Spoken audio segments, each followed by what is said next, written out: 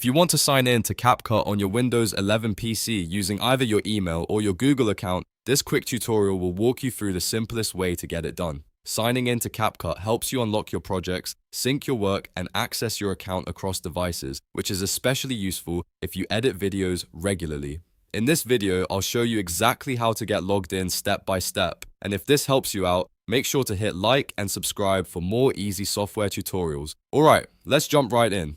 First, open CapCut on your Windows 11 PC. Once the app loads, look for the sign in button on the main screen and click it. This is the entry point that starts the login process. After that, you'll see different sign-in options appear on the screen. If you want to use your Google account, select Continue with Google. This will open a Google authentication page where you can choose the account you want to use. If you're already signed in to Google in your browser or on your device, CapCut may recognize your account right away, making the process even faster.